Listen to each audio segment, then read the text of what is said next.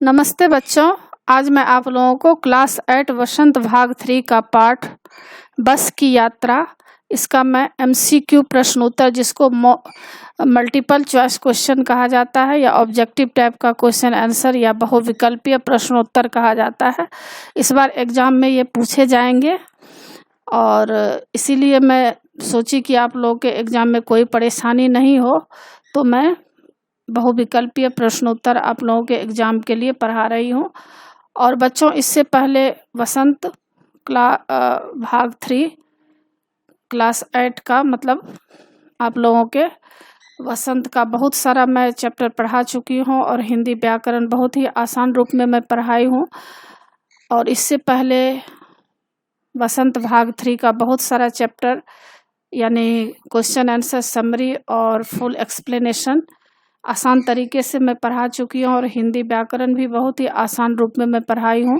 तो उन सब को देखने के लिए आप ऊपर दिए गए आई बटन पर क्लिक करके देख सकते हैं या नीचे दिए गए डिस्क्रिप्शन बॉक्स में देख सकते हैं या प्लेलिस्ट में जाकर देख सकते हैं।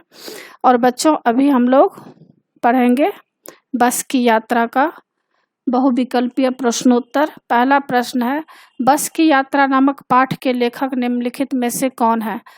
क है कामता नाथ, ख हरिशंकर प्रसाई, ग है अरविंद कुमार सिंह और घ इनमें से कोई नहीं।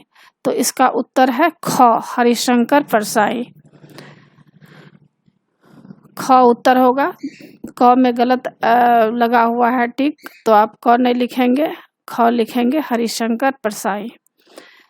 दूसरा, बस की यात्रा नामक पाठ गद्य की कौन सी विद्या है? तो आप देख सकते हैं दूसरा का उत्तर, नीचे उत्तर भी दिया गया है, दूसरा का उत्तर ग है। तो आप लिखेंगे दूसरा का उत्तर ग व्यंग है। बस की यात्रा नामक पाठ गद्य की कौन सी विद्या है? तो यह व्यंग है, ग उत्तर है। तीसरा प्रश्न, लेखक और उसके मित्र कितने बजे की बस पकड़ना चाहते थे? तो इसमें है तीसरा का उत्तर है, यहाँ दिया गया है आपको नीचे उत्तर, तीसरा का उत्तर घ है। तो इसमें आप देंगे कि लेखक और उसके मित्र कितने बजे की बस पकड़ना चाहते थे? तो इसका उत्तर है घ 4 बजे। चौथा प्रश्न है, लेखक सतना से कहाँ जाने वाली ट्रेन पकड़ना चाहते थे? रामपुर, ख सागर, ग जबलपुर और घ भोपाल। तो आप देख सकते हैं इसमें चौथा का आंसर है ग। तो इसमें चौथा का आंसर आप लिखेंगे ग जबलपुर। मतलब लेखक सतना से कहाँ जाने वाली ट्रेन पकड़ना चाहते थे? तो इसका उत्तर ग है जबलपुर।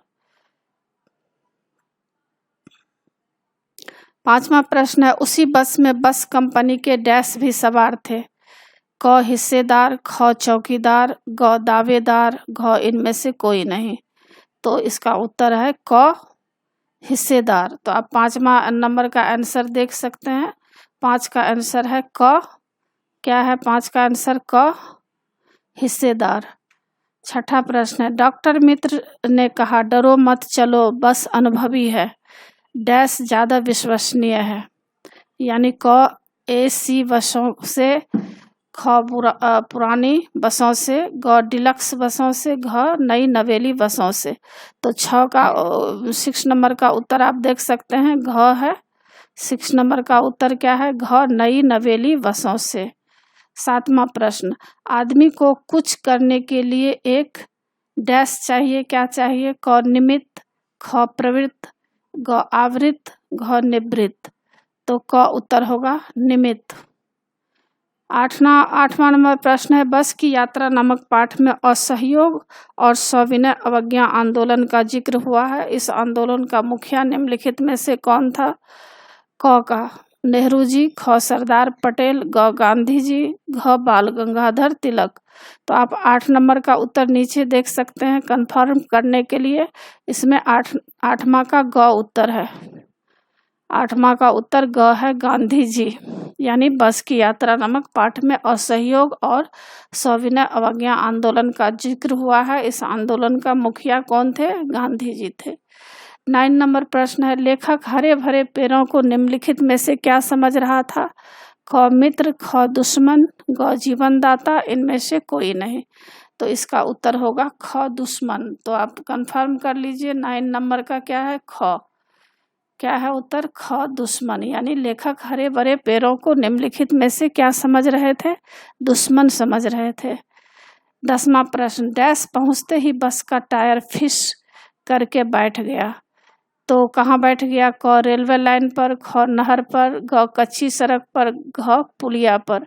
तो 10 नंबर का आप उत्तर देख सकते हैं, 10 नंबर का उत्तर घ है, पुलिया पर।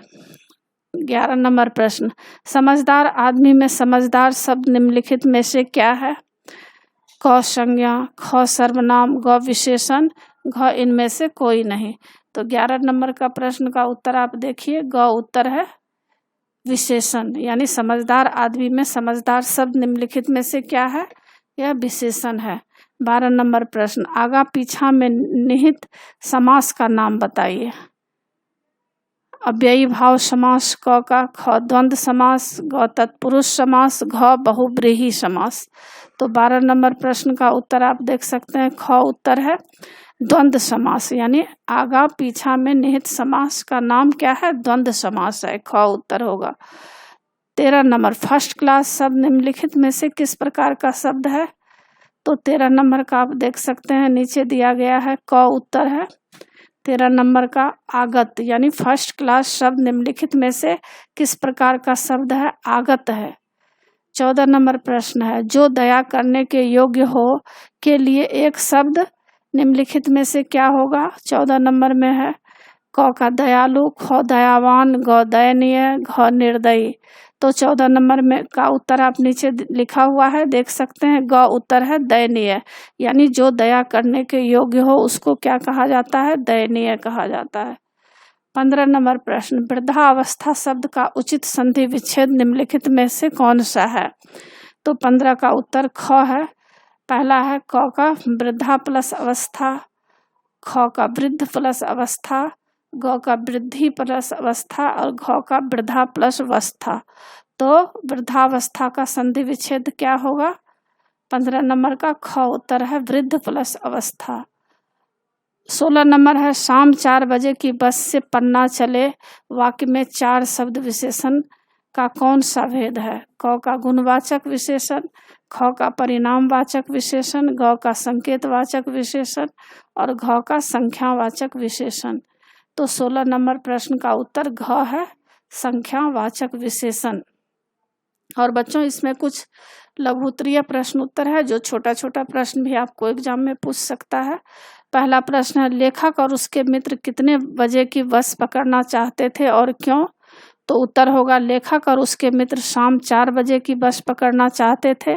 इस बस से वे पन्ना, फिर सतना और वहां से जबलपुर जाने वाली ट्रेन पकड़कर सुबह तक घर पहुंचना चाहते थे। दूसरा प्रश्न, समझदार आदमियों ने उसे क्या सलाह दी। उत्तर, समझदार आदमियों ने लेखक और उसके साथियों को यह सलाह दी कि वे शाम की बस से यात्रा न करें। शाम को चलने वाली यह बस खटारा हालत में थी। तीसरा प्रश्न, शाम को लेखक जिस बस से यात्रा करना चाहता था उसकी दशा कैसी थी। उत्तर, लेखक शाम की जिस बस में यात्रा करना चाहता था वह अत्यंत पुरानी थी, देखने में लगता था कि चलने की हालत में नहीं है। इस बस पर सवारी कैसे की जाए, इसे तो खड़ी कर देना चाहिए। चौथा प्रश्न, लेखक के पूछने पर बस कंपनी के हिस्सेदार ने बस के बारे में क्या बताया। उत्तर, लेखक ने जब बस कंपनी के हिस्सेदार से बस के चलने के बारे में पूछा तो हिस्सेदार ने बताया, चलती क्यों नहीं है जी, अभी चलेगी। पांचवा प्रश्न, लेखक और उसके साथी खिड़की से दूर क्यों सरक गए। उत्तर, लेखक और उसके साथी जिस बस में यात्रा करने वाले थे उसकी खिड़कियां के कांच टूट गए थे। थोड़े बहुत कांच जो बचे थे बस स्टार्ट होने से जोर से हिलते पर गिरकर लेखक एवं उसके साथियों को घायल कर सकते थे, इसलिए वे खिड़की से दूर हो गए। छठा प्रश्न, वे कौन कौन से कारण थे जिसके कारण लेखक का बस से भरोसा उठ चुका था। उत्तर, लेखक ने जब से यात्रा शुरू की थी तब से बस कई बार खराब हो चुकी थी। उसे ठीक करके चलाया तो गया पर हर बार उसकी रफ्तार कम होती जा रही थी। अब उसे अन्य पुर्जों, ब्रेक, स्टीयरिंग के फेल होने का डर लग रहा था, इसलिए बस से उसका भरोसा उठ चुका था। 7वां प्रश्न, लेखक को ग्लानि क्यों हो रही थी?